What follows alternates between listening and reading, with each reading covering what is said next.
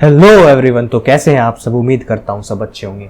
तो इस वीडियो में हम स्टार्ट करने वाले हैं if else and elif statements Python में। तो हम इस वीडियो में जानेंगे कि इफ़ एल्स और एलिफ स्टेटमेंट का काम क्या होता है, वो किस लिए यूज़ होती हैं और पाइथन में उसे किस तरह से हम यूज़ कर सकते हैं।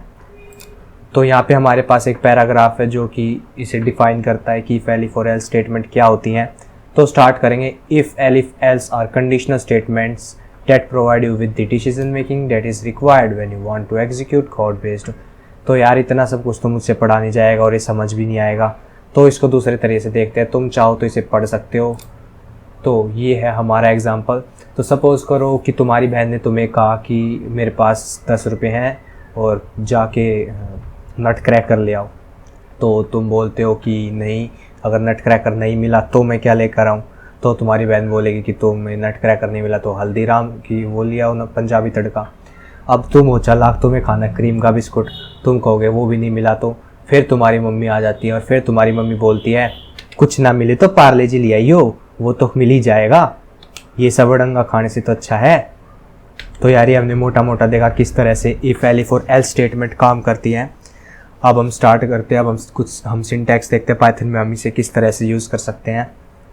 तो अब हम इसे एक एग्जांपल से देखते हैं। तो हम यहाँ पे एक वेरिएबल बना लेंगे रुपीज़, और रुपीज़ को इक्वल सेट कर लेंगे हम। सपोज़ हम अभी इसको 10 के इक्वल सेट कर लेते हैं। तो अब हम यूज़ करेंगे इफ़ स्टेटमेंट का, और हम यहाँ पे इफ़ टाइप करेंगे और इस तरह से हम चेक करेंगे जो हमारा रुपीज़ है वो इक्वल टू। तो हम 2 बार इक्वल टू लगाएंगे क्योंकि हम इसे चेक कर रहे हैं, ना कि असाइन कर रहे हैं। असाइनमेंट ऑपरेटर एक सिंगल इक्वल टू होता है जो कि रुपीज़ को 10 वैल्यू असाइन करता है, लेकिन हम यहाँ पे असाइन नहीं, हम इसको वो कर रहे हैं कंपेयर। तो इसलिए हम यहाँ पे डबल इक्वल टू का यूज़ करेंगे कंपैरिजन के लिए।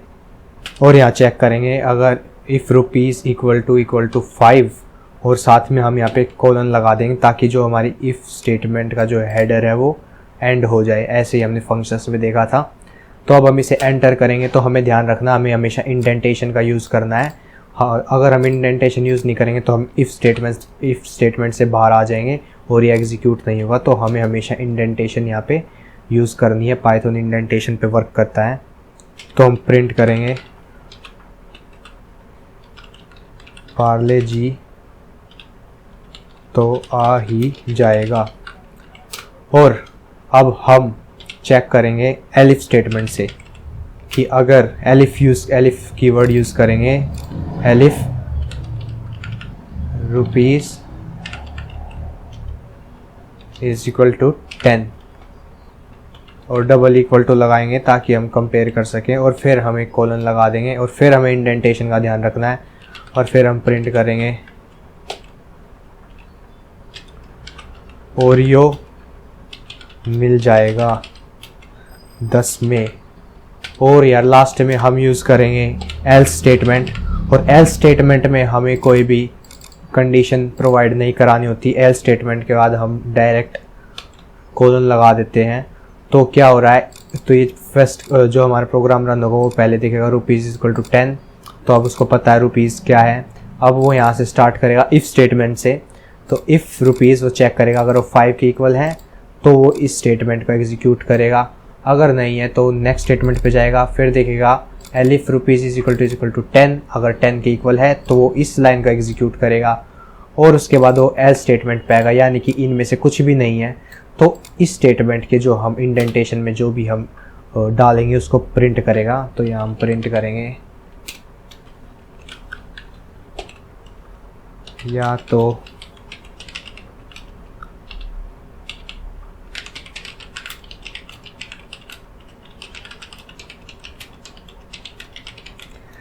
या तो तुम्हारे पास पैसे ज़्यादा हैं या है ही नहीं।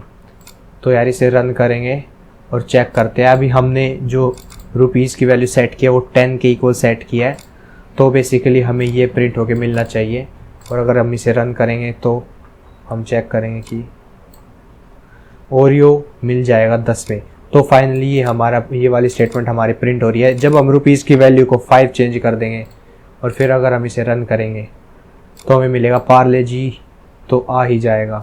और अगर हम इसकी जगह पे कुछ और डाल देते हैं, 10 या 5 की जगह पे सपोज हम 20 डाल देते हैं, और इसे हम रन करते हैं तो ये हमारी जो एल्स के नीचे जो इंडेंटेशन जो स्टेटमेंट थी वो एग्जीक्यूट हो रही है, या तो तुम्हारे पास पैसे ज़्यादा हैं या है ही नहीं। तो इस तरह से हम पाइथन के अंदर इफ एलिफ और एल स्टेटमेंट का यूज़ करते हैं। हम एक और एग्जांपल ले सकते हैं, इसे रब कर देंगे और हम एक और एग्जांपल लेंगे। एज हम एक वेरिएबल बनाएंगे और उसको सेट करेंगे 18 या फिर 17 सेट कर लेते हैं। अब हम चेक करेंगे कि हमारा जो यूज़र है वो वोट कर सकता है या नहीं। तो हम यहाँ पे इफ़ स्टेटमेंट का यूज़ करेंगे। इफ़ एज इक्वल्स टू 18 तो वो वोट कर सकता है। तो हम उसको बताएंगे कि तुम वोट कर सकते हो। और यहाँ पे हम एक और बात का ध्यान रखेंगे कि हम यहाँ पे 18 ईयर्स से बड़ा जो व्यक्ति होगा उसको भी हम बताना चाहते हैं कि वो वोट कर सकता है।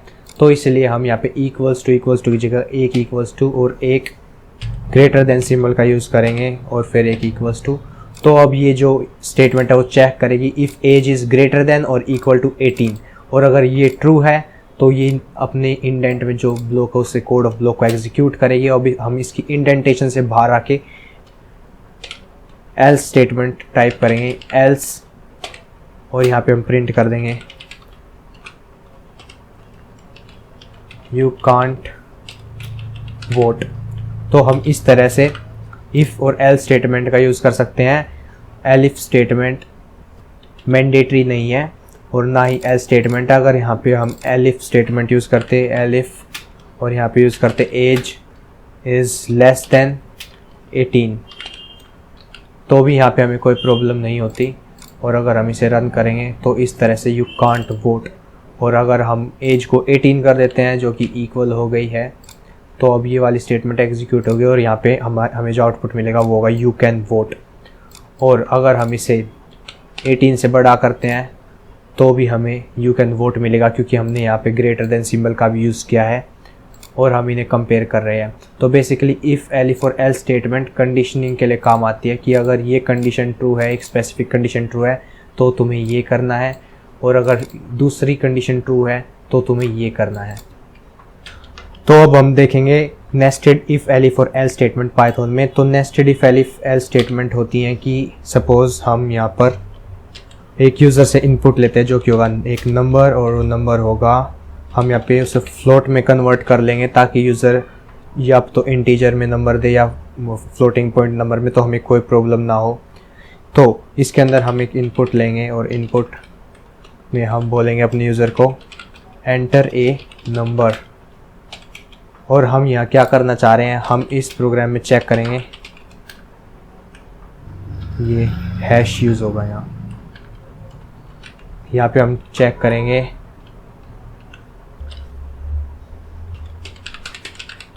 to check whether the given number is positive, negative or 0। तो यहाँ पे जो भी हमें यूज़र इनपुट करके देगा हमें उस नंबर को चेक करना है कि वो पॉजिटिव है, नेगेटिव है या 0 है। तो सबसे पहले हम बेसिक इफ़ और एल स्टेटमेंट का यूज़ करेंगे। तो हम सबसे पहले चेक करेंगे if num is greater than और इक्वल टू 0, और इसके अंदर हम कुछ टाइप करेंगे। अभी हम खाली एक प्रिंट स्टेटमेंट यहाँ पे छोड़ देते हैं। और अब हम आ जाते हैं एल्स, हम प्रिंट कर देंगे the given number is negative.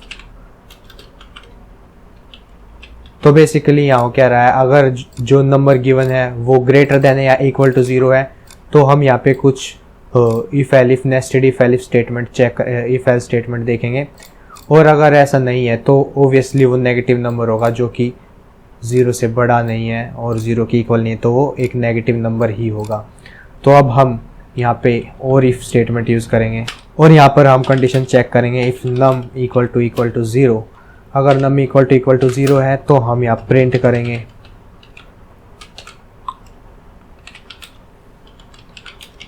the given number is 0। और अब हम इस इफ़ स्टेटमेंट की इंडेंट से बाहर आ जाएंगे। तो ये इफ़ स्टेटमेंट, ये सेकंड इफ़ स्टेटमेंट जो कि एक नेस्टेड इफ़ स्टेटमेंट है, इससे बाहर आ जाएंगे और यहाँ पे हम एक एल्स स्टेटमेंट यूज़ करेंगे और उसमें हम टाइप करेंगे print the given number is okay, यहाँ हमने string the given number is positive.